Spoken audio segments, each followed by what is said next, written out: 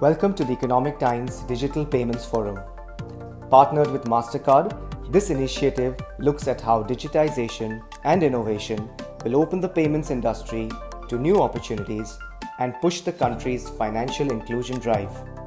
Thank you for joining us. Please extend a warm welcome to our eminent panel.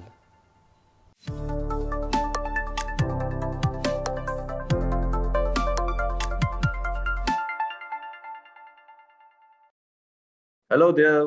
Welcome to this roundtable on MSMEs in India, brought to you by the Economic Times and by Mastercard.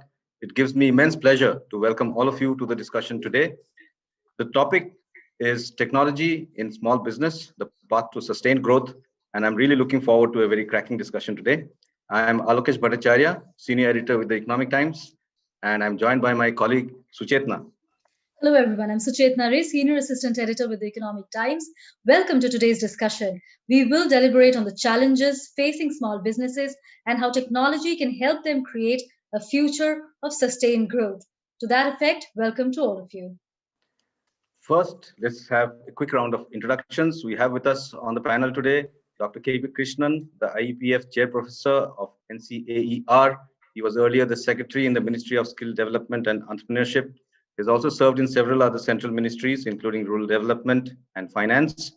We have with us Prakash Malia, Vice President and Managing Director, Sales, Marketing and Communications Group of Intel India. And we have Shashank Kumar, co-founder and CTO of Razorpay. We also have with us Mr. R Narayan, President, FICCI CMSME and founder and CEO of Power to SME Private Limited. Welcome, sir. Akhilesh Tuteja, Partner and Head, Digital Consulting, KPMG India. Welcome to you. And Sandeep Malhotra, Executive Vice President, Products and Innovation, Asia Pacific, Mastercard. Welcome to you too. So before we begin, a very short context setting is what Alokesh and I'll do. So we know that sustained growth for MSMEs is critical to India's overall economic growth. As the economy seeks to recover from the devastating impact of COVID-19 that we've seen all around us and provide jobs to millions, it is the MSMEs who must form the bulwark of that plan. Famously, India's 63 million MSMEs contribute to 45% of industrial production, 95% of total industrial units, 40% of exports, and employ more than 120 million people, large chunks of which come from semi-urban and rural areas. Also in this, there is a large share of MSMEs that belong to the services sector, which accounts for almost 55% of India's gross value added of more than 180 lakh crore rupees. In addition, typically capital cost per employee for MSMEs is lower than their larger counterparts.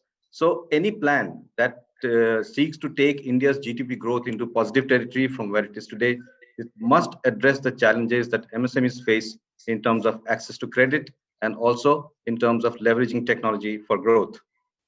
Now, coming to the topic that we have at hand today, we have seen that accelerated digitalization has been the turning point and perhaps the biggest gain that the unprecedented times of COVID pandemic has thrust upon us. And MSMEs that have adapted to this shift have better chances of survival and growth. Unfortunately, almost 70% of MSMEs in India are still offline. And when we say offline, maybe they're online as far as submitting their returns are concerned, etc. But they are completely away from reaping the benefits of any sort of digitalization. Convincing them to go digital is a tough task simply because they have more immediate issues to address, such as business continuity challenges, compliances, and tax burdens, and unpredictable and shrinking cash flows.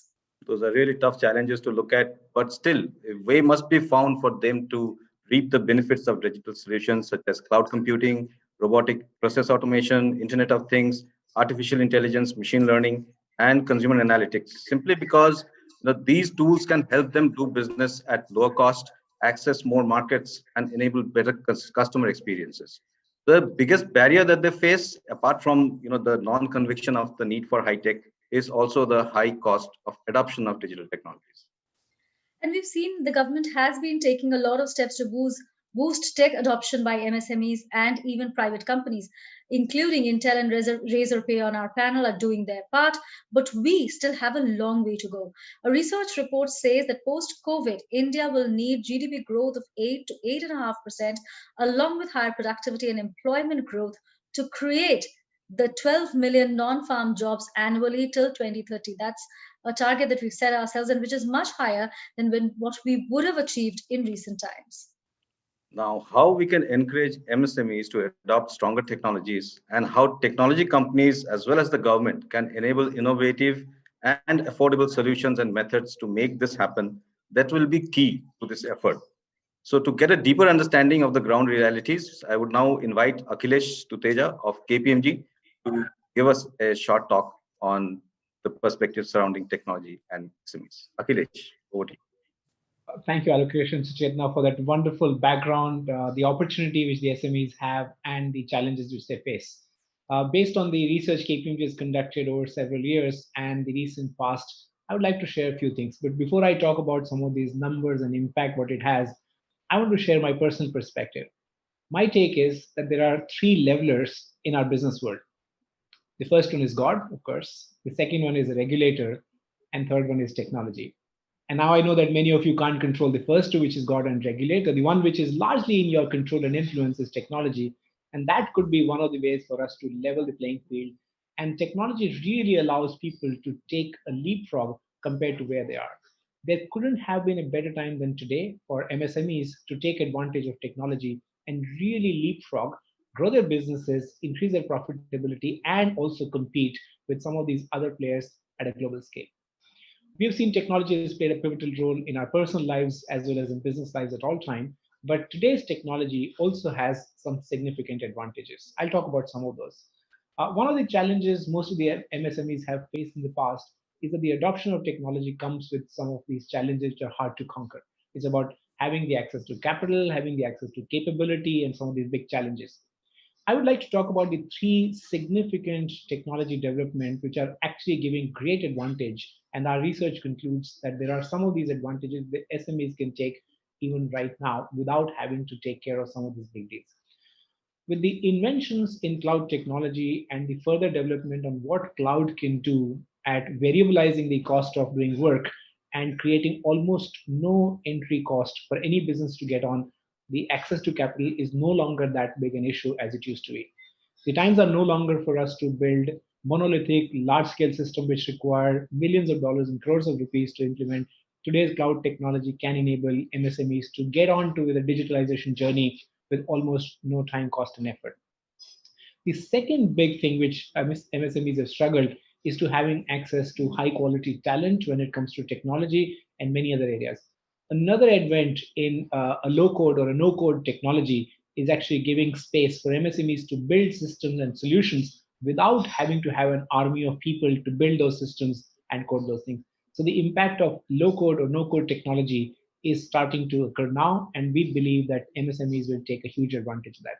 And then the third one is the significant advancements in data related machine learning technologies. Of course, broadly more known as artificial intelligence, but machine learning technologies using the power of data can really leapfrog these businesses to not only use technology to bring efficiencies, but also make decisions which could save lots and lots of money. Now, our report has indicated that there are several reasons because of which the MSMEs must get onto the technology journey. But I would say in today's world, it no longer is a competitive advantage. It actually has become a reality or a survival toolkit. Advent of COVID also has forced many businesses to become digital, have contactless servicing and delivery of products. So technology is no longer a choice one has to make, but has to get on. Some of these findings indicate that by using technology, MSMEs can increase their share of revenue in double digits for sure. Another research which also talks about that the growth in profitability can be as high as twice of those people who continue to stay offline. So the businesses which go online increase their reach to customers beyond their geographies, have the likelihood of doubling their profit compared to their offline peers. And the third one is it's not just about money and it's not just about profit. It's also about having the ability to service customer at the fastest and in the closest manner. So these are the three things: increasing revenue, increasing profit much more substantially, and being more customer centric and being able to serve the customer are the three big findings. It could make a big improvement to the economy as well as to the MSME. Last point I will talk about, as Alokesh mentioned, that there is also a need for us to focus on job creation, employment, and other areas. There is a myth that sometimes technology kills job. Our study also indicated that more use of technology actually led for these companies to deploy more people. It's not that they're creating inefficiency, it's just that now they're deploying their manpower to do other kinds of things, do a lot more cognitive tasks, and also grow their businesses much beyond. So rather than using the manpower to do low-end work and routine work, now that manpower can be deployed and more people can be hired to grow the business in a similar way. Before I close on this segment, I would say that technology is a double-edged sword as well. So it's great, it can do wonders, but it also needs to be done in the right manner. There are certain challenges around that. It's either about issues relating to security and privacy, but more important issues that if you don't implement it in the right manner, we have also seen certain failures, and therefore it is important to do it right and do it right the first time. So those are some of those initial thoughts I have. Thank you, Akhilesh. In fact, do it right the first time is so easy to say and so difficult to do, right? Because you get into a solution and then you find that it's not the right one for you, and that means a major overhaul and lots of extra investment, and everything goes haywire. I had read up, your report also, and I was like, just like you said, I was quite surprised by the fact that digitally enabled SMEs actually employ more people, than those who do not. I was quite interested in that viewpoint. Maybe we'll come back to you on that a little later. Suchetna. Sure. Thank you, Alokesh, and thank you. Akhilesh, you wanted to clarify Akhilesh. something? Yeah, I just thought it'd be a good idea for me to give some color to that finding. It's very interesting. So there are two parts to it. So part one is that you need less people for the same productive outcome. So the number of people required for the same turnover is less for sure. But what it allows the businesses to grow much more, and therefore you as one enterprise end up growing faster and deploying more people to do different kinds of tasks. So we looked at the average number of people employed for the size of the business. But you're right, productivity does take a huge upbeat, and you need less people. And in fact, the productivity improvement are more in all areas, not just in production operation. It's also in sales, service, and many other areas. But Right. the ability to scale is much faster. Thank you, Mr. Sutejan. Thank you, Alokesh. So I think the time is now for us to dive straight into the panel discussion. We have decided to divide the discussion into three parts. First is where we will deliberate upon how technology can benefit SMBs. Then we move to specifics about the kind of technology that will benefit them. And finally, we'll discuss policy interventions required for the growth of MSME sector in India. So with that, let me start the panel discussion. My first question is to Dr. Krishnan. Sir, data shows that majority of Indian MSMEs are completely offline. What is really at the core of this problem? Do you think it's lack of skill, understanding of technology, lack of will, and how can they be persuaded to come online? Thank you. Thanks, Suchetana. Let me first join Akhilesh in thanking Alokesh and you and ET for organizing this excellent roundtable. Clearly, this is a topic of great, I think, contemporary relevance. Akhilesh made some very interesting and important points. Sort of a partial response to the question that you asked. The question that I want to pose to myself and to all of us is something which Mr. Arun Mehra, for instance, long ago in one of the columns that he wrote for the ET had asked. In India, on a number of issues, we seem to know nearly perfect knowledge all of the problems in great detail. Very often, we also seem to know equally all of the solutions in great detail, and yet the solutions don't occur.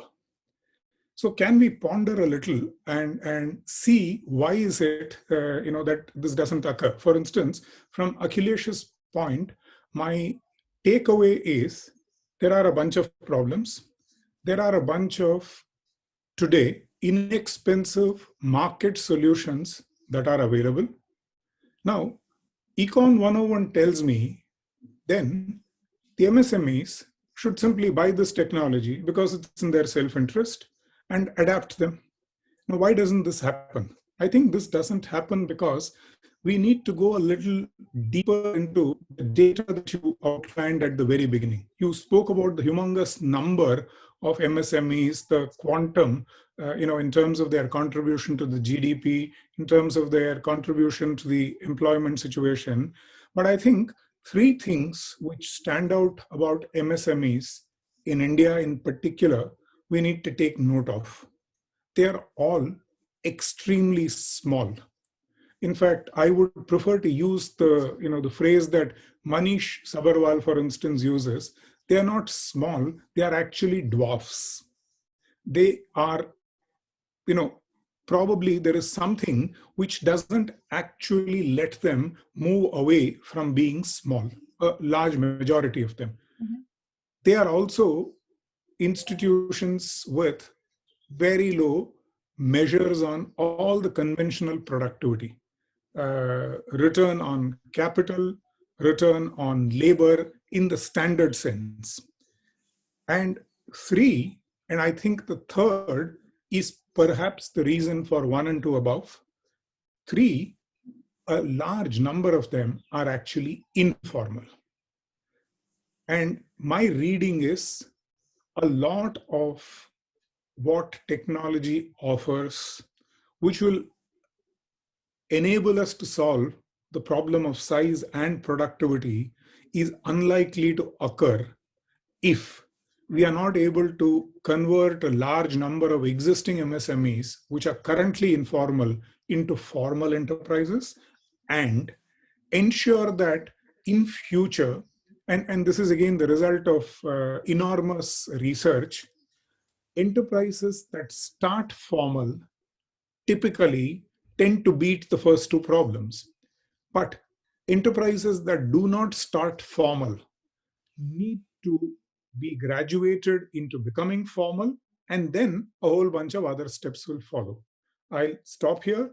There will be obviously natural questions on why are they not formal, but instead of monopolizing, since the idea is a conversation, let me stop here and let others jump in and sort of take this forward, and I'll be happy to come back and contribute to this. Thanks. Thank you, Dr. Krishnan. In fact, I'll take this question to Prakash from Intel. Converting the informal to formal, what sort of a role would a technology company have in that? If you are going to convince the sort of informal ones who are also large, to take more to technology and turn themselves into formal organizations. It's not only about the adoption of technology. To become formal, there are a lot of other, formalities involved, right? But apart from converting those who are not online and making them online, how do you also give us some insight into how you could also take those who are already online to the next level of digital, right? So how do we try and take this whole small and medium business category into a higher level of digital and therefore higher growth in the way that Akhilesh was mentioning? So, yeah, first of all, thank you, Allocation Suchetra, for having all of us on this panel. It's great to be here, and hello and happy new year to all of you as well as our audience. I think SME is not a very straight answer, is what I gather based on all the experience we have had engaging in this segment, because it's a large segment, and Doctor made some very, very good points. So did Akhilesh in terms of where the current state is. And I will add a bit more to the mix before answering your question, Allokesh, specifically. Outside of the fact that technology can play a very critical role, you have to admit the fact that, and NASSCOM study also proves that there is a deep impact on SMEs in India because of COVID. It talks about the proportion of GDP contributed by SMEs went from 34% in 2019 to 28% in 2020. So there is an impact. And the reason I believe there is an impact is exactly what Dr. also mentioned, and Akhilesh also talked about, the lack of adoption of technology. And fact remains that aside from all the points being made, the one thing that the SMEs will have to take care of is that we are in one of the youngest countries in the world. And all the customers and downstream partners they are dealing with are most times digital natives. So they are not dealing with offline customers. They are most times dealing with very savvy digital natives. So the need to transform is very, very important. And we have, for the last 2.5 to 3 years, been engaged on CII along with industry consortium on an initiative called Tech Suction to essentially pave the journey for SMEs to adopt technology based on all the rationale and logic that comes about here as well as globally in India. And what we have realized is, one, there is a fear of adoption of technology that we need to circumvent. The second is the ROI implementation. I'm sorry, I'm in a room which is gesture controlled. Talk about smart rooms. So the second aspect of, yeah, I don't have a justification or ROI is very, very critical as well to assess. So the initiatives, public-private initiatives like Tech Saksham, we have been able to reach SMEs to make a justification. So that's the first answer to your question, saying what could we do? The public and private collaboration to make an argument to SMEs on why technology is important, very, very important. The second part of it is, once you get online, how can you go move to the next stage? There are several ways of doing it. You have to look at people, process, and technology comes as an enabler. Raising the bar on skilling for your people is the first step. And then you talk about various solutions and initiatives, whether it's digital or social media marketing to reach your digital native customers, or whether it's automating all your systems and processes based on digitization that has already happened, whether it's payments or whether it's other elements that is front runner in terms of capability that India presents itself. So those are a couple of areas. But that being said, right up front, I mentioned that it's very complex. It's not a very simple solution because there are, in the 50, 60 million SMEs, there are various kinds. There are formal and informal and various sizes. So one size will not fit all. Right. With that, I'll come to Mr. Kumar. Razorpay has built this platform where a non-collateral based financing process has been used to revamp the traditional processes to bridge the credit problem that MSMEs have. Now, when you lend to small businesses, do you think that investment in technology is perhaps taking a backseat because they're preoccupied with the now of the business and not so much with the future of the business? Hey, Suchitana, thanks for inviting me to the panel, and hello to everyone.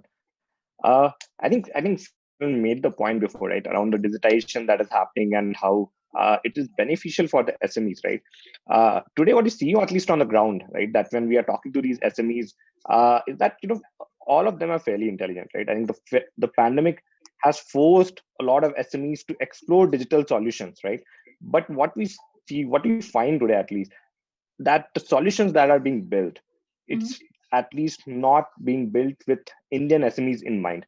There are not enough inexpensive and really good solutions, technical solutions out there that the SMEs can actually adopt. We talk about credit at every point, for example, but if you look at the credit industry, it still functions in a very old traditional manner where you rely on balance sheets and you rely on credit scores for underwriting. And we know that for businesses, for most SMEs, right, credit score is non-existent. And the public profiles of these businesses are, the balance sheet and all, it's not something that the banks can truly trust. And that is where we come in with the picture that, if we are using the digital solutions that we are providing, then you are getting real benefit out of it. You are able to build your public profile. You are able to build your score with us. And on that basis, we can give you uncollateralized loans that are there. And with that kind of benefit, with that kind of value add, then the businesses are able to understand and also adopt digital solutions. I'll also say that the age of building one size fits all, it's completely gone. Right? You need to build way more personalized and targeted solutions that is there. So even the SME industry is so diverse and so huge. You need to look at very differently of the SMEs which exist in a tier 1 city versus a tier 2 city. SMEs which are operating online versus SMEs which are operating in as a kirana shops or as a gym studio, right? And all those sectors also, you have to think through what kind of solution actually is going to fit for them. I'll make an additional point, right? While a lot of us have been trying to talk about the benefits of digital, but how much of that information is actually truly reaching on the ground? Because nobody is going and sitting and explaining to these SMEs that what are the benefits that these digital tools are actually going to provide to you. When do you have that session where say, okay, I mean, this is a proof point, this is a success story that is there in the industry, because everyone talks about that digitization is good for you, but for a business that is there, if you look at the life cycle of a business, they have to get customers, they have to worry about getting payment from those customers, they have to file their taxes, they have to pay their vendors, they have to make payroll. And today, all of these things are in some sense manual in nature. And they have to rely on a bunch of vendors, a bunch of people to get these things done. And these relationships have been built over time, over a period of a decade or 2 decades. And they rely on these things because there's a lot of trust.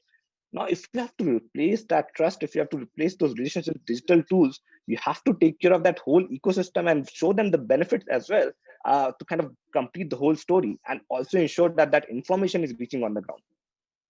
Shashank, collateral-free loans has been sort of an idea for quite some time, and most banks, run away from it, which is normal. But does it not pose a risk to you either? Does it not raise the specter of higher NPAs and more defaults and all? How do you actually give collateral-free loans to a small company that is probably in the informal economy? See, I'll tell you, right? The traditional way of lending that is there, it has a high cost of customer acquisition, and it relies on the model that you are very near to the customer and you have access to, let's say, some sort of collateral that is there, and then you are banking on the fact that the customer will behave in a good way, in a way, right? But that model is completely going to change. Today, at least in this century and in the age that we are going in a mobile first, cloud first world, there's a lot of points that a business is generating just by virtue of operating their business. And we collect thousands of those data points, right? We have businesses of vintage of 6+ months, 1+ months, 5+ years that are there who have been on the platform, and we have been observing their operations day in, day out for so long time. And we can build these models, and you don't even need to go to like a high-end AI model, right? You can even build very simple statistical model with very high confidence to say that okay, these businesses are genuine and they are not going to run away, because this is their daily livelihood. Then the only question that remains for us is, okay, if we are going to give uncollateralized loans to them, then what is the right amount that they can digest and they can use sensibly? It should not be such a high amount that it creates negative incentives for them and they put the money to bad use. But at the end of the day, if you are giving money to honest businesses, you have to observe what the industry is doing. You have to observe what the business is doing. But if you know that the business is journeying, if they have been operating with you, and if you have thousands of data points available, then you don't really need a security deposit to give that loan. At the end of the day, I mean, if the business is going to run away, then truly, to be truly honest, none of us have the capability to go after that and get that security that is there with them, fight the court case, get the property that is there. And that is the reason that a lot of banks actually go for large corporates, because then they can devote their resources in one place instead of distributing it over 1 lakh SMEs and plus that is there, right? So the way of lending, at least what I believe, in next 5 years, the cost of lending is going to go significantly down. We need to bring in a lot of policy changes to enable digitization of lending instead of doing the manual paperwork that is there. And then we need to wholesale shift from the traditional lending model to a cash flow based lending model, where you get higher amount of loans as your business grows and you have good behavior. You are depicting good behavior in the ecosystem that is there. And for that, we may need to revamp our credit industry or credit policy. But yeah, that's truly the direction. Yeah, good points you make, and of course there are counter arguments to all. But Sandeep, in fact, I was going to come to you only after this. I can give an example to something Shashank was talking about, something we're doing in Kenya. But I think the whole thing about alternative data points and how you basically utilize those data points in absence of a credit scoring system or a credit scoring agency in a country, you could actually use those data points to extend credit. So an example of that is, while you may not have a credit scoring system in a country, you could have your bank statement. The bank statement will tell you how much money you have into your bank account in that year, how much money do you have out, and how good you have been in terms of paying your rental payments, your short-term loan payments, which may not be a part of the scoring system. Something we're trying to do in Kenya a program called, Track Microcredit Program. What we do is we basically look at the small business interacting with the FMCG, like a Unilever. So they do transactional activity with Unilever. You take that data and then you give it to the financial institution, the financial institution will lend. So it may not be the actual data point which you would get from a credit scoring system, but you do these transactional activities, account statements, short-term loans, rental payments, and utilize that for basically making working capital accessible. Right. So just to add to that, Sandeep, apart from when you like your Mastercard, right? You help transactions become easier. You provide access to digital platforms and all. But beyond ease of transactions, right? Digital makes transactions easier. I consider. I don't know when I went to the bank branch, right? Must be the same for practically all of us over here. But beyond ease of transactions, how can digital payments help SMEs, in their growth sort of story? Yeah. See, number one thing is, what is the role of an SME? The SME's role is to serve the consumer. Consumer is changing. If you look at, there are three big trends going on today, which the consumer is following. Number one is there is a touchless environment. People are becoming very hygiene, conscious, washing their hands, not going to a mall because of restriction or whatever, or not going to a restaurant or a pub or a movie theater. So touchless is the new norm, which means people are sitting at their couch or side of the bed and ordering things online. So that trend is here to stay, and 3/4 of people are staying. Even if the pandemic goes away, that will stay. The second is cashless. ATM withdrawals are at an all-time low around the world. People are not touching cash for whatever reason, and that's a very key thing. People in UK are living on 60 pounds for like 3 months, 60 pounds worth of cash, not, so literally bills. And then the third thing is contactless. So contactless is tap and go. So we used to see 30% of all card transactions be digital, being contactless, being tap and go last year. It's become 41% in a matter of 10 months. And that's happening around the world. India used to see 3% transactions contactless. It's now mid-teens, basically. So that trend is also not going to go away. So what we are seeing is that it's the ease and this less is more, kind of an environment is here to stay. Then the SMEs have to adjust to that. So what do they need to adjust to that is, because it's becoming touchless, because it's contactless, you must have a digital presence. It's just is a given. You can't just be a brick and mortar store, and online is an afterthought. You must have a digital presence, which allows you to order online for the consumer and ship to home, or order online and pick up at store, or order online but return in store. I mean, this omni-channel thing is a given. If you don't have that, it's a very tough thing for the business, right? So that's an important thing. And then the second one is you must adopt contactless payments. Now, what are you going to do about this? You must, use these new innovative methods, where Shashank and the other guys are in the payment industry are launching, that you don't need to invest in a $500 device to accept a contactless card. You can bring your own Android phone and accept payments on that. So somebody can scan a QR code, or somebody can tap on your own Android phone and make it happen. So those are the innovations which are happening. And then the third part is you need to make these small business aware that these technologies happen, and you don't need to, know how to learn Java code or Python coding to do all that. How do you do that in a very, very succinct way and simple way, and make your business basically much more profitable than it was before? So those are the key things which we're working on closely along with the CII and many other entities. Mm-hmm. Before I go to Mr. Narayan, quickly, Mr. Malia wanted to say something. You've raised your hand. Yeah. Yeah, I wanted to make a point to what Sandeep and Shashank also mentioned, right? To Alokesh's question on how can digital payments help the SMEs. I'll give you a couple of data points. Number one, the festive sales that happened online last year, right? Both Amazon and Flipkart came out with data points. Within 48 hours of going live, Amazon had sold or got orders from 98.4% of the postal codes in India. Yeah. Just think about that for a moment. It is incredible reach. And second data point is based on Swiggy and all the other delivery engines for restaurants. The difference between which restaurants really thrived and which really got challenged was whether they had digital strategies right up front.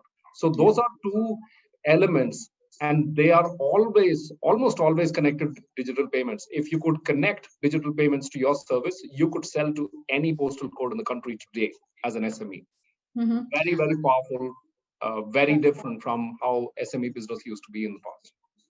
Right. Mr. Tuteja, I'll come to you, but before that, I'll go to Mr. Narayan. I'll take points made by all of you and come to my question. See, Mr. Kumar said that we need Indian solutions for Indian MSMEs. Mr. Malhotra spoke about the need to digitize to harness the opportunities that are there around. But Mr. Narayan, when you interact with the small businesses, what do you think?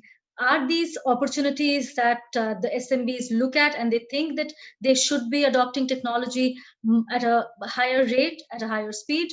Or these are not even considerations? Because as Dr. Krishnan said, the biggest problem is formalization. Yeah. So, just to bring a little color into that, on some of the MSME stats that you were mentioning. So if you look at, the GDP contribution of MSMEs, country-wise, if you go to most developed countries, you'll see that MSME contribution of the GDP is anything between 63 to 75%. And as somebody mentioned here, it was 34, and Mr. Malia, I think, mentioned that it was 34 and it's come down to 29, right? So that gives you the huge headroom for growth and for becoming a defragmented economy. India is still in a state where it's not completely defragmented. The top 400 accounts or 500 accounts in the country do a large amount of business, and possibly close to 80% of the bank loans are also with these customers, right? Now, that being said, I'll come back to the point that Dr. Krishnan was saying that, informal and formal, etc. I mean, when we look at the MSME space, we a lot of us think startup and other things, but when we interact with this MSME space, one of the key things that we see is these are people who are forced to, because of become an MSME because of lack of employment, lack of employability, and all of those things. And they're not coming into the MSME as a charismatic leader. They're coming in there to put food on the table and survive, right? And therefore, the reluctance to look ahead and say that, do I want to challenge the food on the table and to get more food on the table, or just be content with that kind of stuff?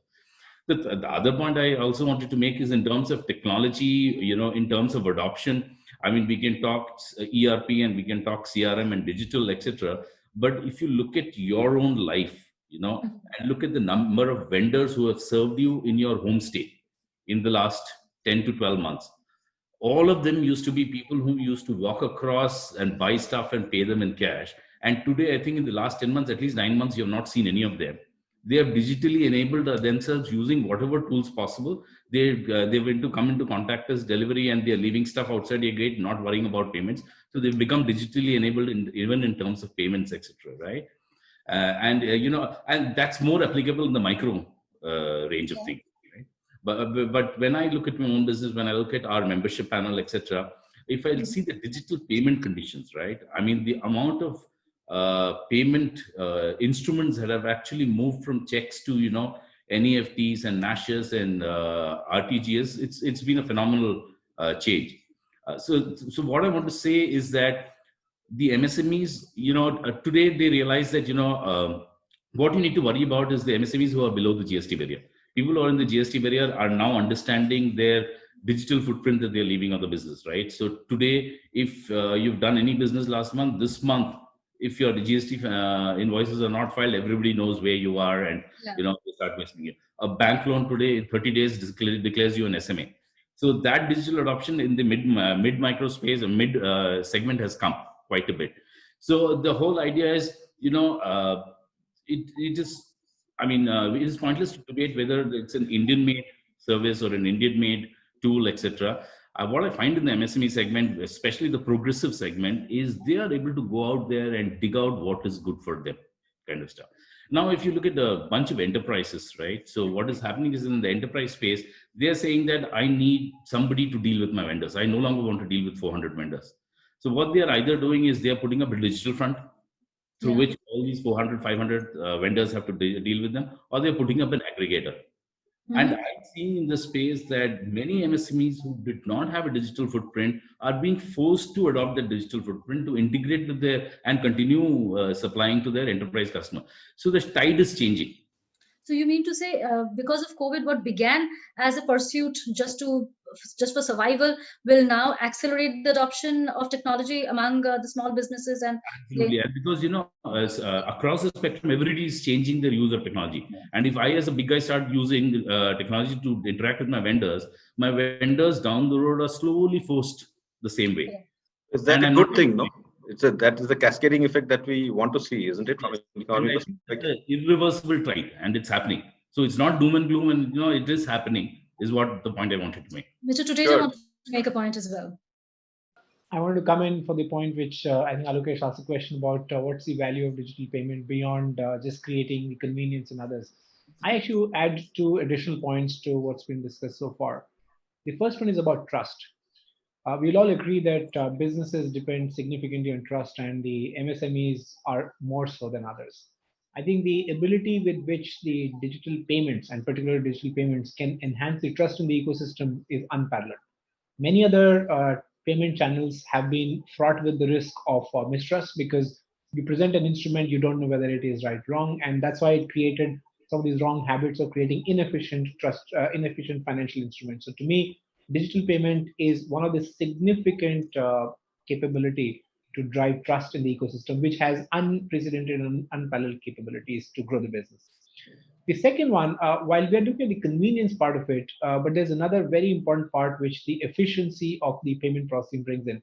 And let me take the analogy of the airline industry.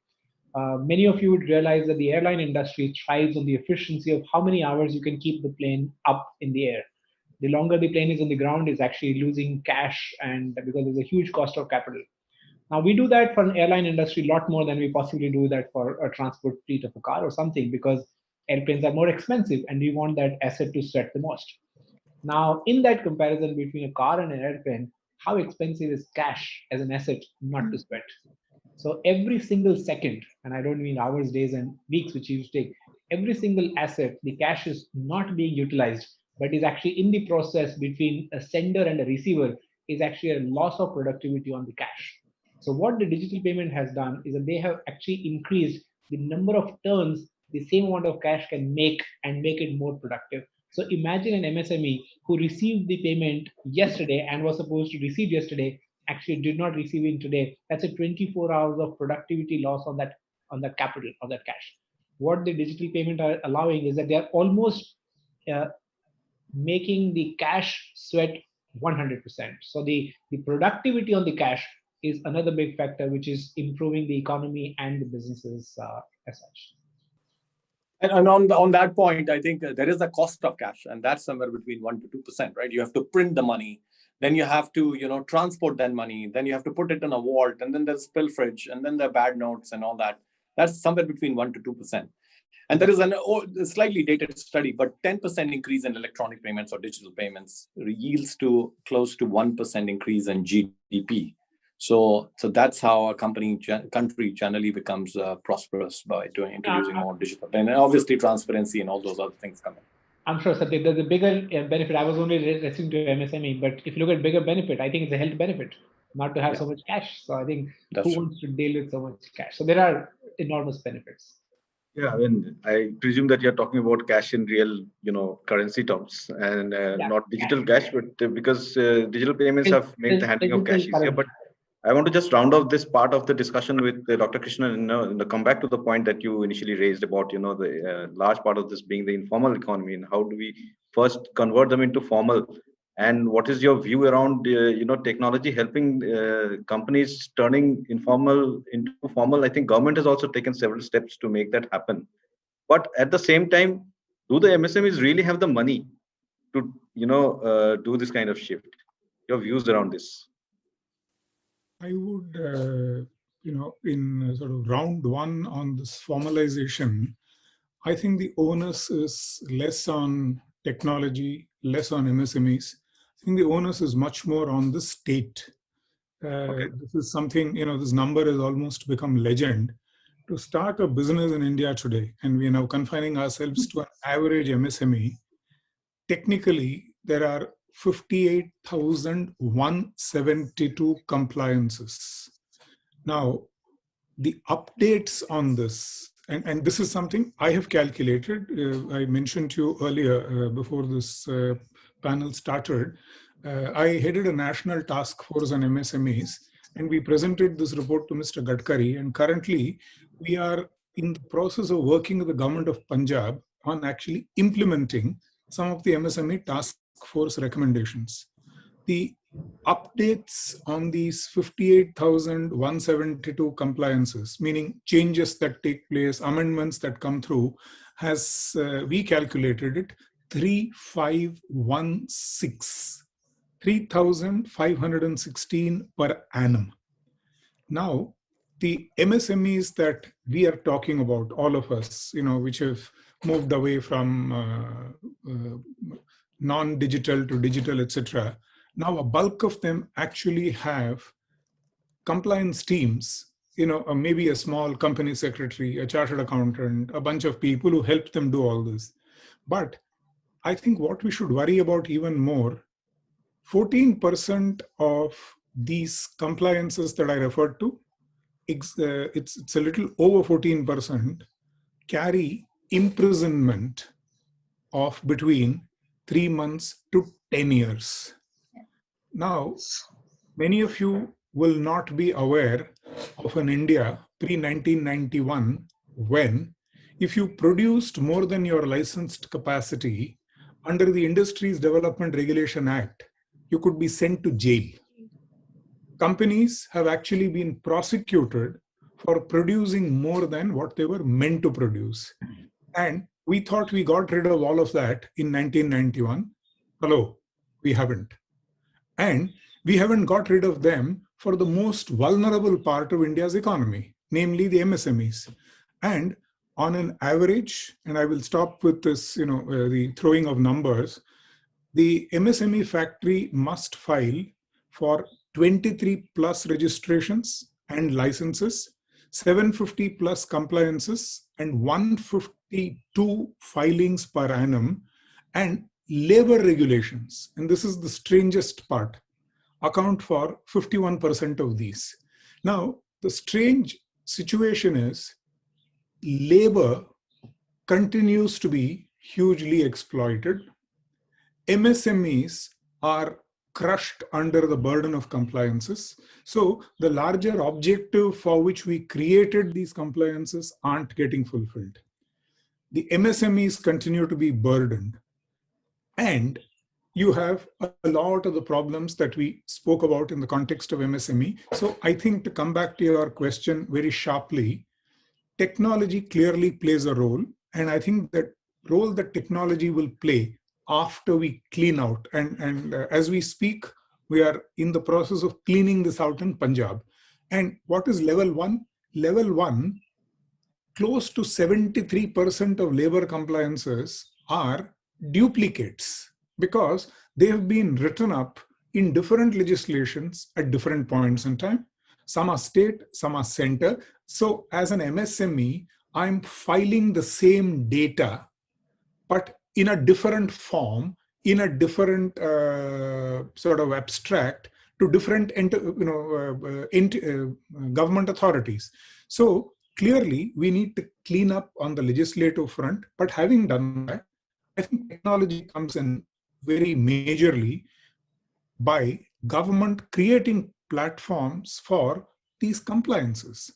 Because a lot of these are actually information that you need to file.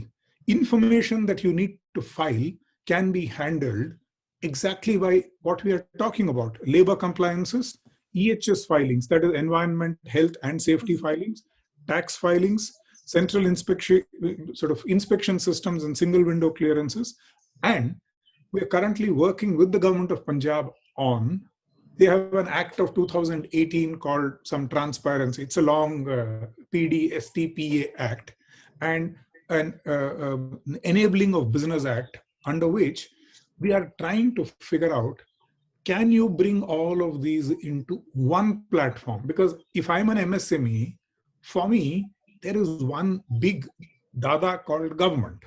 Now, you call him labor department, you call him GST, you call him factories, you call him XYZ. Get me one compliance platform, get me one compliance digital app, and I'm more than happy to comply. So technology comes in, but I think in terms of sequencing, I think the role of the state in making a lot of these easier, followed by technology, is where I would go. Thanks. Right. There's something that you remember the ease of doing business report that the World Bank comes out with in 2017 pointed out that in Maharashtra the number of permissions that you take had gone down to 23. That got somebody to write a letter to Economic Times asking that he's coming from Singapore actually, incidentally, and he was trying to set up a business in Maharashtra, and he's filed for 23 permissions for the land. Forget the environment, forget the water, and the other things, that other permissions that you need to set up even a business. With that, we'll come to the second part of this discussion, where we speak about what kind of technologies that small business should be looking at. And Dr. Krishnan, you've actually set the mode for that question, for that discussion to start. I'll begin with Mr. Malia. So which are the tech tools that can actually help small businesses reduce cost of operations, cost of customer acquisition? Which are these tools? I mean, obviously, there's cloud and internet are the two obvious names that can be best leveraged, but specifically.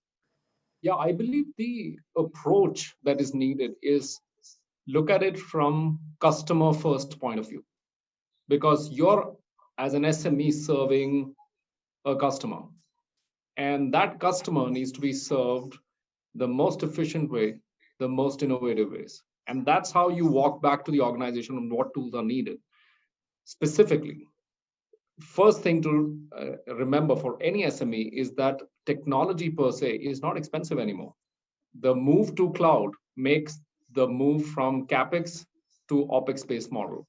So all the solutions that you talk about are operating on pay-per-use approach, whether it's setting up a website, whether it is customer relationship management tool, which is needed, whether it's digital tools on social media, all of these are on a cloud pay-per-use model. The second aspect that SMEs need to consider is when they look at the automation bit, they should not look at automation of whether it's digital interaction with customers or whether it is supply chain interaction with vendors. They should also look at it from an employee perspective. And up-leveling the employee skill is super important, because that's the only way where the employees can really stay the course on where the company or SME is headed in the new environment. And COVID has exposed us to new working environment. Everybody is remote, and some of those changes will be permanent. So how do you make sure through inexpensive courses? Again, these courses are not expensive, whether it's Udemy, whether it's Academy, whether it's Coursera. These are very affordable courses to really upskill the employees. The third aspect of tools would be integrating what Shashank also mentioned is India-specific automation engines, whether it's digital payments, whether it's Aadhaar-enabled services, whether it is other aspects, including GST. If integration of some of these basic elements would give you a very clean accounting mechanism, which you can automate through tools. It has very good set of interaction and frictionless interaction with your customers, making it customer first. And last but not the least, you will be far more efficient and far more predictive in terms of responding to customer needs. The last point I will make is across everything, one of the biggest tools that SMEs need to invest in is security related tools, because everything, the more you digitize, the more technology you use, the more data that you are having within your premises. Security of that data and privacy of that data in the technology world is very, very important. That's one of the other tool or aspects that SMEs need to consider. Great, thanks. And Shashank, you're the other tech company, and you're a young company that's into a lot of innovative stuff. So tell us a little bit about affordable innovations that are happening, and what sort of innovations do you think?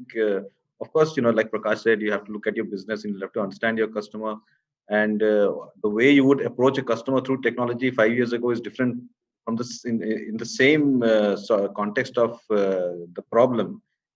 problem statement, if the problem statement 5 years ago was solved by X, the same problem statement being solved today by technology might be slightly different, right? So what are the innovative ways in which technology can help SMEs? Shashank. Yeah, I think for any business that is there, I mean, customers are the most important element. You're always looking at having better interactions with your customers, getting more customers, and increasing your mind share with them, right?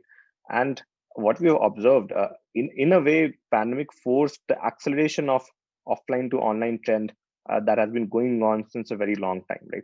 So for any SME today, which is especially retail facing, that is there, right? They should look at establishing their digital presence, whether it is through a simple website or even managing your presence online through something like Google Maps or something else that is there. That is paramount, right? Second is establishing digital channels of communication with the customer, right? And that can be very simple. That can be, say, through WhatsApp, that is there, right? Or that can be through simple tools like Khatabook and OK Credit that are coming up, right? But if you're able to establish a channel of communication with your customer where you don't need to be physically present with them, then just the fact that you have a relationship with them, the value of it increases multifold, right? And you cannot put a price to it in a simple way, right? Third, I would say establishing the convenience factor with the customer, right? If and whenever they are willing to transact, right, you need to ensure that you are providing good the payment options that can be paid by them at the point of transaction, even if they are sitting at home or anywhere that is there, they're able to complete that transaction, right? And today there are enough logistical tools that are available that you can look at any kind of home delivery that is there or any kind of digital delivery that is there, different kind of things that's there. So that's pretty much from a customer perspective that is there. Second perspective that I can give is on the backend side, because as a business, you have a lot of backend operations on a day-to-day basis, right? So the main thing that you should look at is where is your most time going, right? Because these backend operations consume a lot of time, but don't give as much value towards growing your business, right? So different things like from payroll to compliances to taxation, all of these are areas where you can cut down a lot of time through the digital tools that are there, and then also bring a lot more efficiency and cost optimization for running your business, right? So for all these areas, you get tools for digital tax filing, right? You get tools for running payroll. Today, I mean, I am a founder, and in 2014, 15, 16, 17, we used to run our payroll manually and used to take almost 4 to 5 hours every month for me to do that, right? And I'm pretty technically savvy. Then it used to be like that. For most businesses, it will be much more, right? Today, we have tools available. We also provide a payroll tool where it is literally a one-click process, and the value of that time cannot be stated, right? And so the return that you get on a time saved is multifold. And I can be on vacation. Earlier, I need to carry my laptop to make log into my bank to make that payment. Now I don't need to, right? All of these are scheduled. All of these are done automatically, and I can have my peace of mind. Similarly, for vendor payments, for example, that is there, right? So most SMEs, again, I'll make a point that, again, not enough good tools are available for these things, right? Most SMEs have very difficulty tracking their vendors and how much they are paying them, right? To the tune that they don't know whether they are overpaying or whether there are optimization opportunities that it's more of a gut feel that is there, right? So bringing it to some digital gives you a very good view, very transparent view as to, which vendors are really good for you, provide you material on time and provide you return on time. And then, you can go for further optimization and save cost there. So that is the ranking order from my side and, the suggestions that are there. I'll come to you, Mr. Malhotra. Mr. Kumar laid out his ranking order: vendor management, payment, where you see time being saved as well as efficiency being enhanced. So there is a program that you run with CII in India. It's called Digital Saksham program. What has been your takeaways through that program that you've interacted with MSMEs? What do you think are the innovations that they require that they would do better with? Yeah, so generally, so we'll come to the digital section, but so what we are trying to do is, what is the need of the SME today, right? So serving the customer, one is to keep the lights on. So when pandemic happened, I don't think anybody was worried about profitability. They were more worried about survival. How do I survive? How do I serve the customer? If I'm a brick and mortar store who basically did all the business on a paper register, how do I basically make sure that I can accept orders in a non-face-to-face fashion where I need a digital storefront? I need to be able to list my items, consumer can order, and I should be able to accept payments. If I can't accept payments in an online way, maybe when the delivery happens, I should be able to accept payments, maybe do more pay on delivery rather than cash on delivery, because nobody wanted to touch cash and touch each other. So that is number one. How do you do survival in terms of storefront, order, payments, evolving into inventory management, cash register, and the likes of all that? So bunch of tools around that, good, bad, ugly. Second is, how do you engage the consumer, right? So you want that same consumer to come back to you. So how do you engage with them, which is primarily, using marketing abilities through social media tools which are available. You also can engage with them in terms of, okay, I'll give you discount and offers, and I'll sell you gift cards for 10% off. I will also maybe, remind you that you have items left in the cart. Please come back and finish the order. So you can create a very nice, kind of engagement with that, reviews, feedback, all that nice stuff.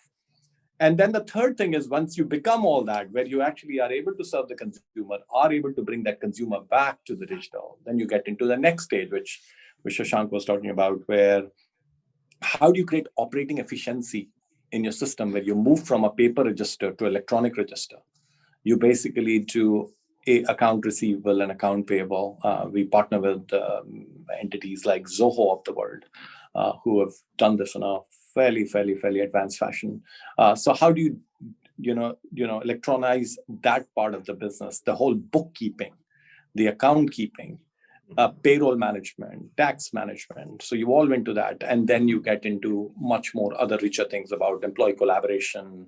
Are you coming to work, or I'm taking a break, and do it in a more electronic fashion. So that's one.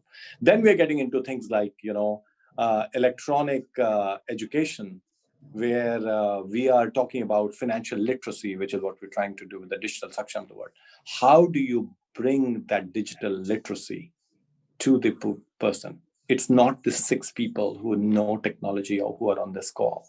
How do you bring in to the women entrepreneurs, something which we've launched as a part of what we call Project Kirana, where we are introducing empowerment of digital, empowerment of women entrepreneurs through these programs to teach them what this means to you. What does digital identity mean to you? How can you be a part of the formal SME system or a formal financial system, and then basically be a profitable business once you've gone through the survival mode? So that's the multiple things which we're trying to do through these programs, bringing in literacy, bringing in tools, bringing in technology in a fashion which is very, very convenient. And it's not for only tech-savvy people, but for the people who are a common man or a common woman who wants to earn their living. Right. There's a lot of interesting thoughts, Sandeep, in your talk. I'll come to Mr. Narayan, and basically, do you handle a lot of MSME, right, in your work? Do you get the feeling that we are getting a little ahead of ourselves in terms of what technologies to be used, when we have some 58,700 something compliances to address, and the state has to come in first and of course reduce them, and then the technology platforms need to come in? Is it like, it seems to me like a horrifically large problem that will take forever? Do you see any progress and in terms of movement in this? When you talk about the 58,716, assuming I've got the number right, number of compliances. You have fantastic memory. I forgot the exact number. So, they've been living with it. It's only becoming better day in, day out, right?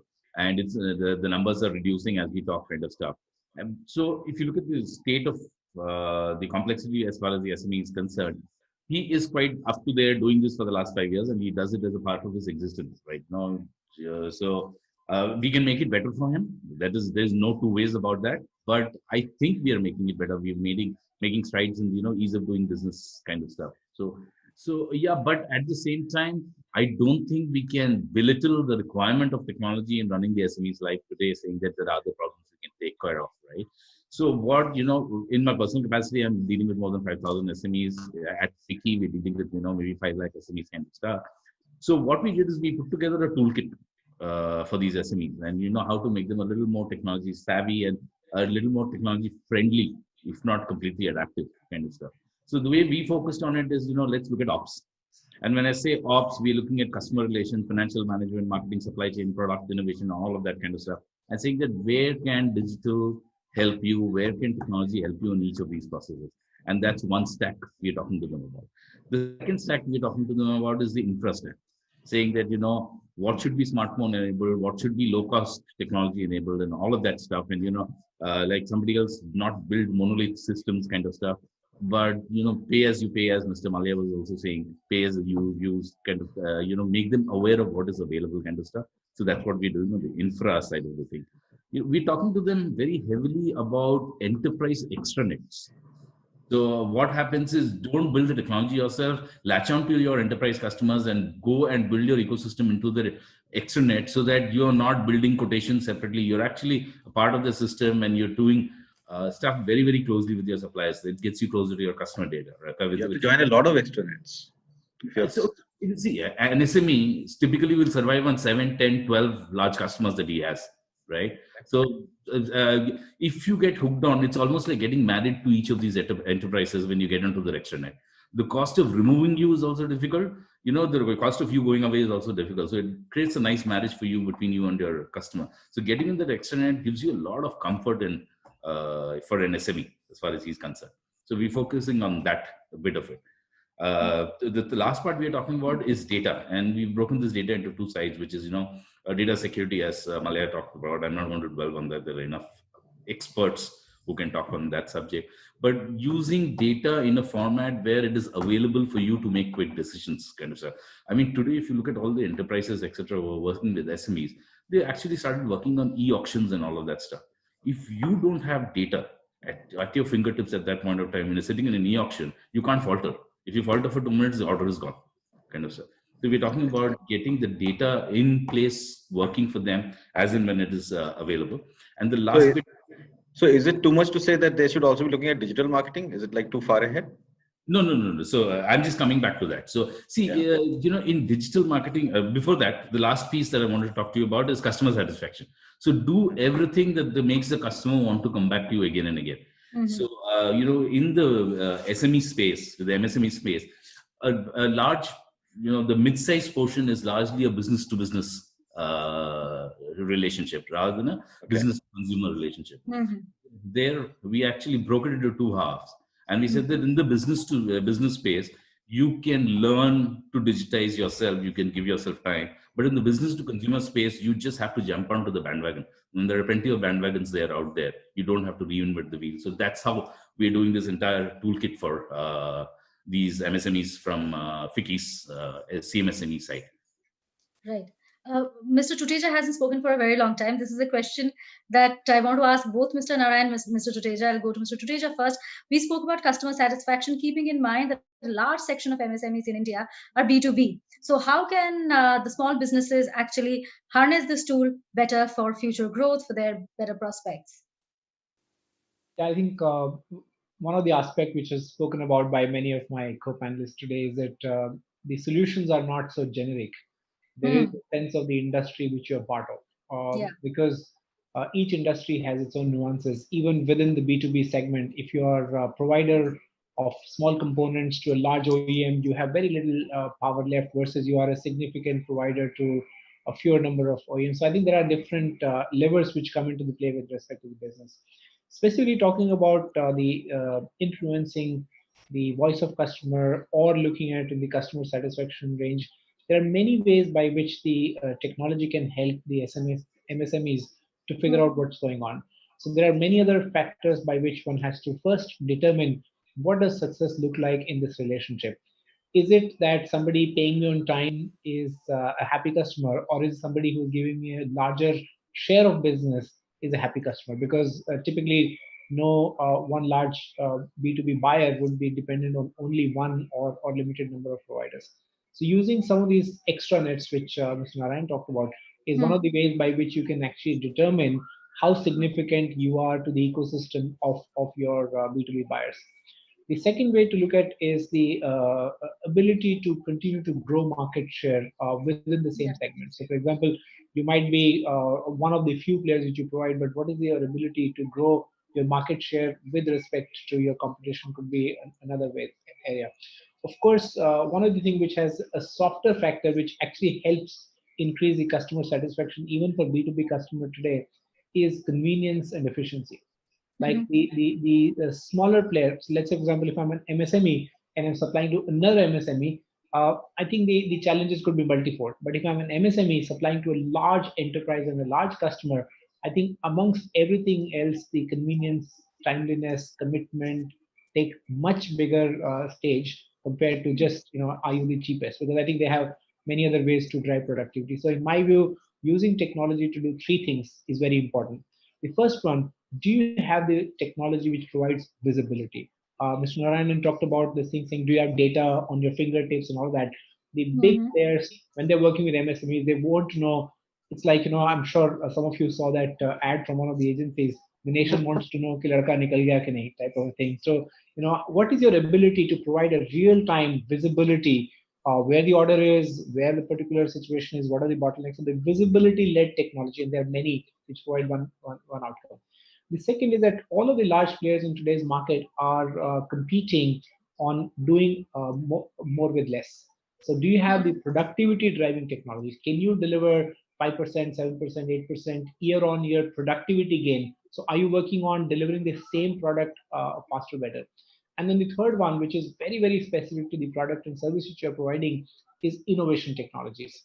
How do you continue to change the ecosystem? If you continue to do what you're doing and you are the order taker as an MSME, sorry about that, tongue twister, it is harder. But if you continue to innovate, even incrementally, if not transformationally, so there are technologies which allow you to, depending upon the thing. So my suggestion would be to focus on visibility technologies, productivity technologies, and technologies which help you innovate the product or a business model.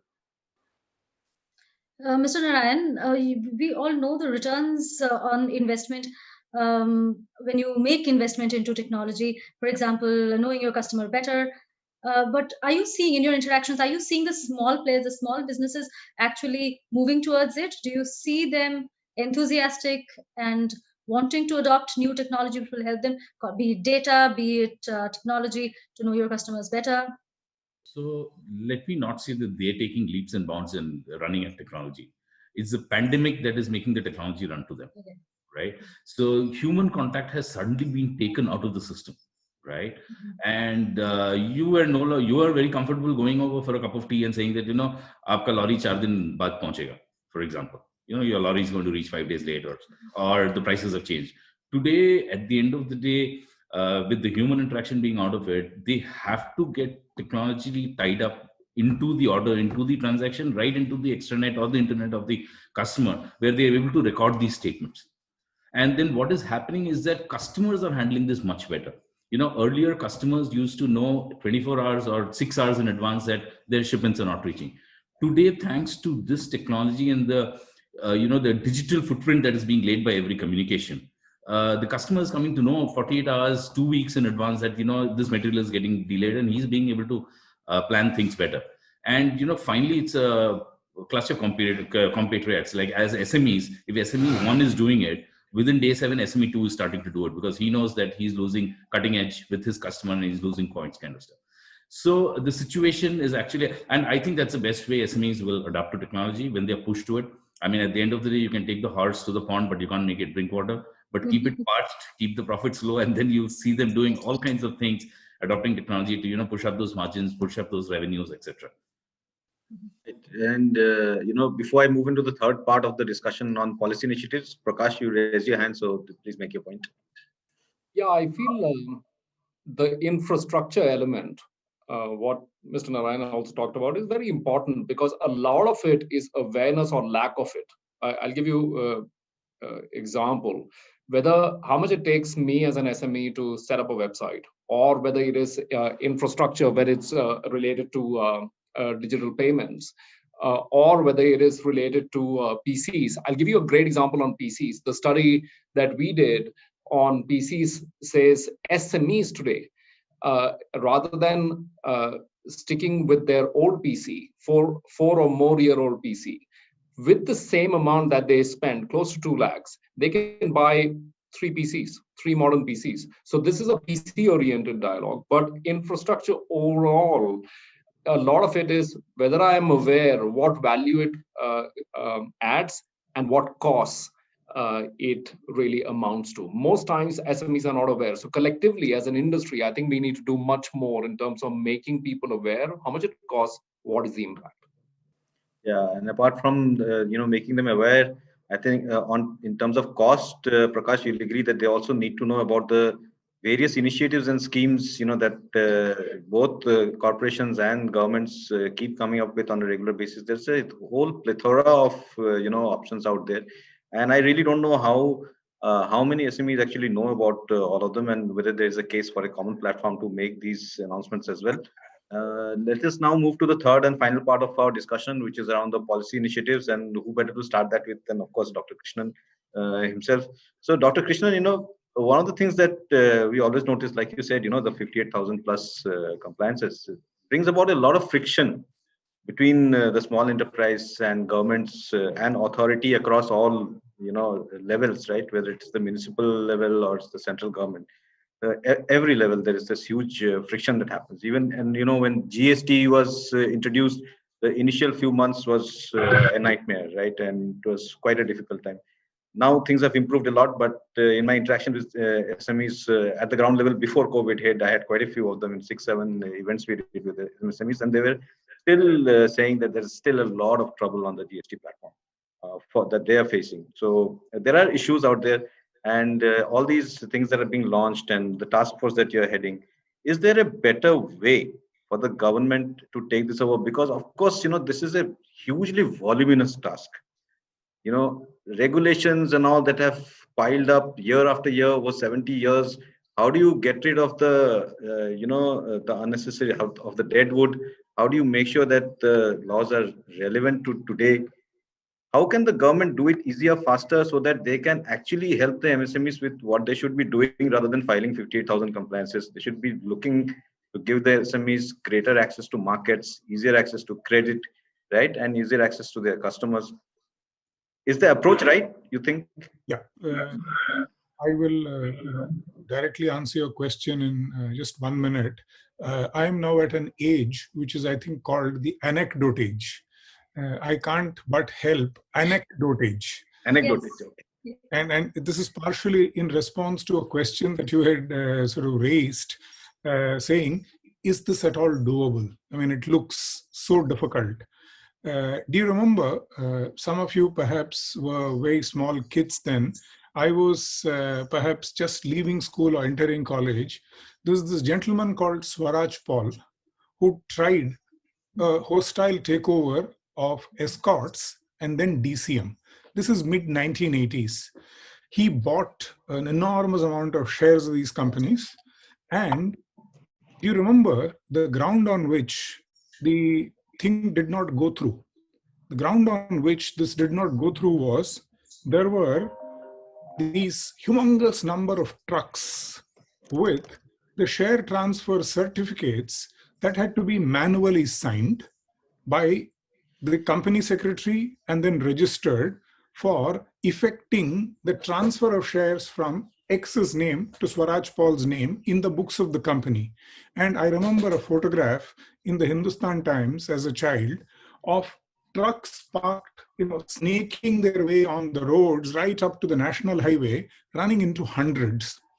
Now, come to mid-90s. India decides that we will go, quote unquote, digital in the form of dematerialization of shares. USAID wrote a report in 1995, of which I have a copy and Mr. C.V. Bhave has a copy. There are only 2 copies. And they laughed. They said, you guys want to do something which nobody, I repeat, nobody in the world has done. So don't even try this. What did India do? India wrote a legislation called the Depositories Legislation.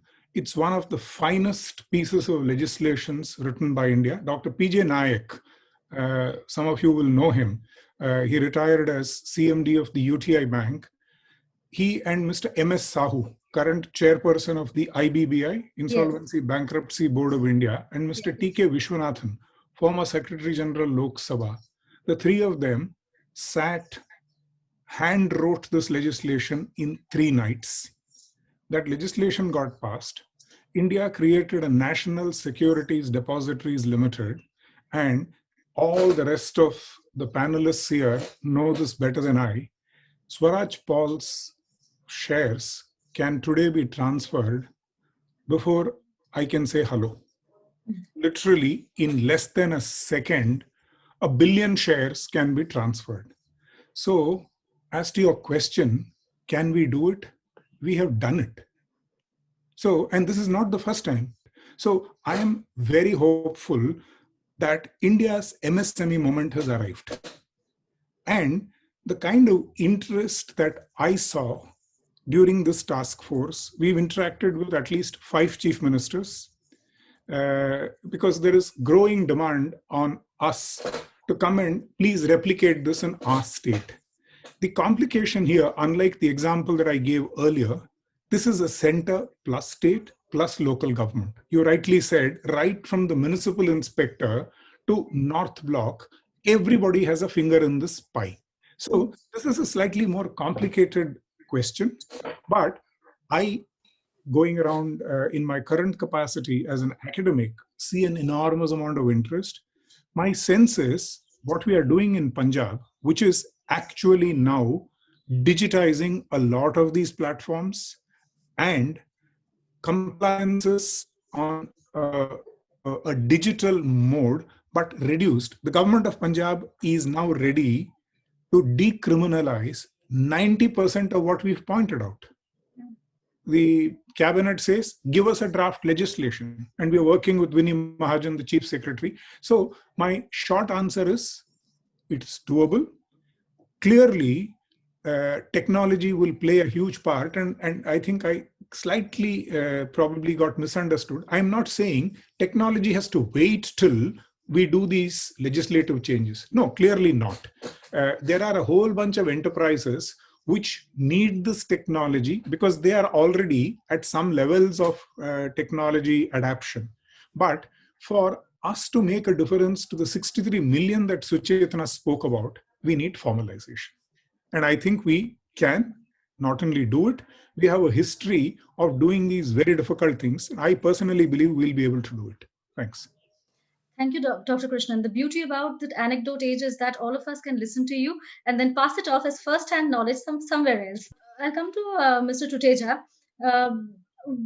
How do you think technology can actually, and government, do you think government policy can bridge the gap between a large company and a small business, and how can it be done? I started with my talk by saying that there are 3 levelers, and the second one was skill. So I definitely think that the government, the regulator, and many other mechanisms, policy and otherwise, can actually bridge a lot of gap. So how can the digital gap be bridged between a large company and a small company? Because from this discussion, it's very clear, and of course, we know that it is the digital divide that differentiates the two categories of companies. Really. Yes, I'm coming to the digital divide. I think it certainly can do. And there are actually examples for us to follow from other parts of the world. I'll come to that. But I would also like to link to the point Dr. Krishnan talked about in the first segment when he said that we seem to know all the problems and we seem to know all the solution, but the gap remains. And I do want to come with my humble opinion, sir, that if just knowing the problem and just knowing the solution could have helped, I would have been 6 kilos lighter. I definitely know that why am I 6 kilos overweight, and I definitely know all these. You don't look it. Maybe I have better solutions to hide it, but not eliminate the problem. I definitely know what should I be eating, how much should I be exercising, what I should be doing, but this just the mere knowledge of solution is not the right thing. I think there is also motivation and the enabler required to make those things happen. And that's where I think the government policy can actually act as both motivator as well as enabler, and motivator could be both on positive as well as the negative motivation side of it.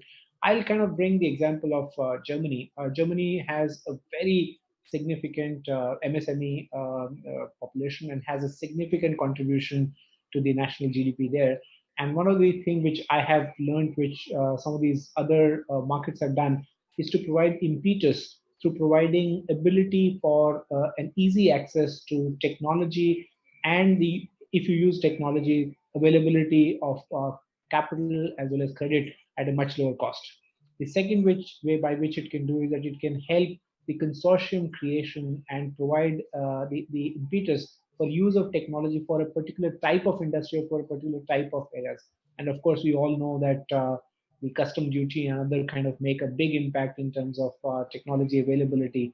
And last but not the least, the programs like Make in India also bring the self-dependence on many of these areas. So these are the 3 or 4 ways by which the government policy can do.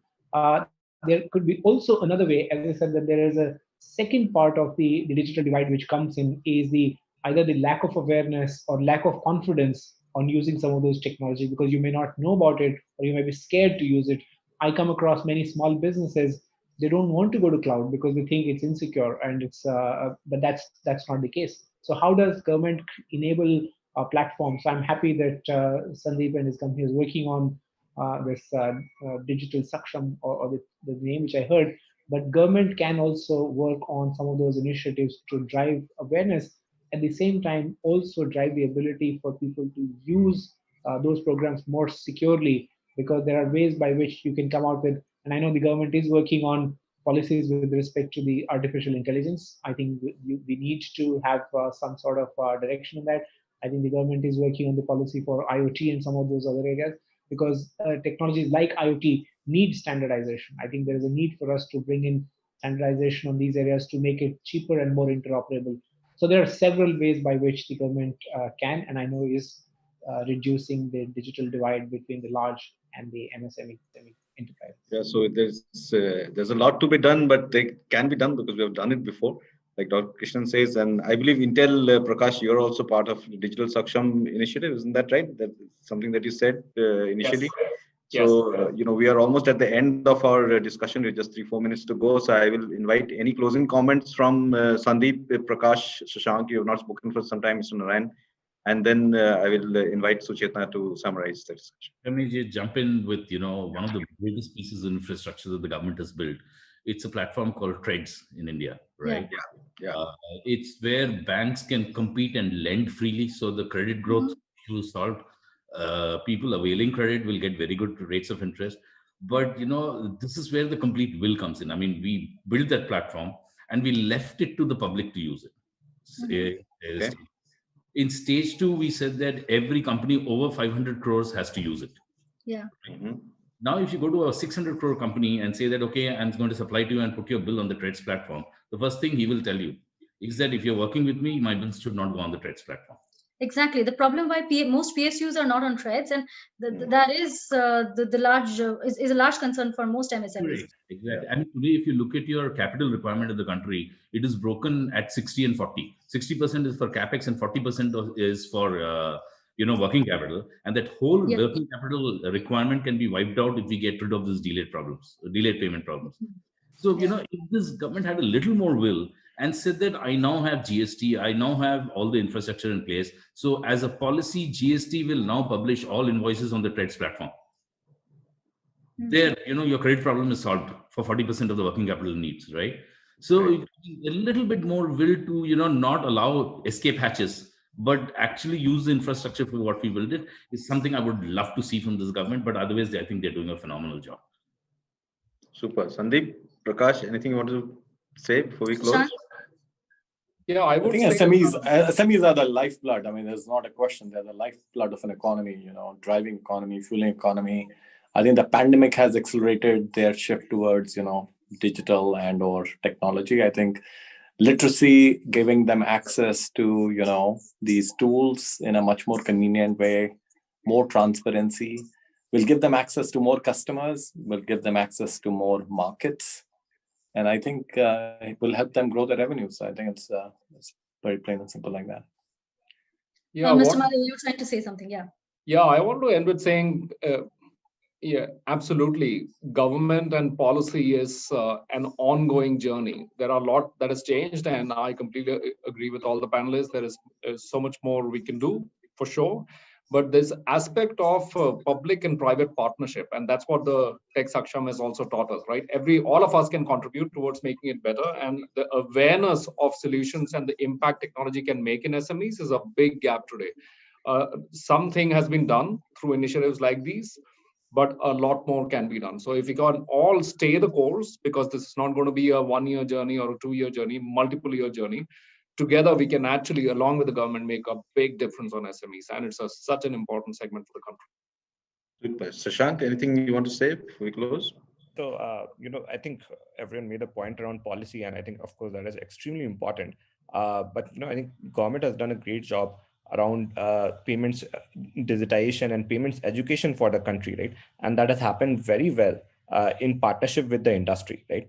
The government should actually look at replicating that model around financial literacy and education and different areas of digitization that are there, right? The kind of impetus that we have been able to make in digital payments is extremely good, right? But similar education, similar impetus needs to be there towards compliance that is there, towards the credit that is there, and we need to think of these areas holistically and make significant amount of push, right? So there are agencies like NPCI that have been pushing government's agenda forward. We need to think about and see whether we have such institutions present in these areas that can take that agenda forward. If not, then we need to put those together and build a community of the industries, build self-help groups, build self-regulatory organizations, which can then, in partnership with the government, take those agendas forward. Right. So we've had 1.5 hours of invigorating conversation. So I take this opportunity to quickly sum it up and then invite Alokesh to do the vote of thanks. I'll begin by thanking all of you because, Mr. Tuteja, you really set the tone for today's discussion. As you mentioned, the 3 levelers for small businesses: God, regulator, and technology. Dr. Krishnan, thank you for leaving us richer with all the anecdotes that you shared with us. Thank you very much. And you made a very important point about the need of formalizing a large number of small businesses if India is to increase the contribution of its MSME sector towards its GDP. Something that Mr. Narayanan, you also spoke about. You mentioned how in developing countries, the contribution of the MSMEs is around the 70% mark. In India, it's reduced to the late 20% range.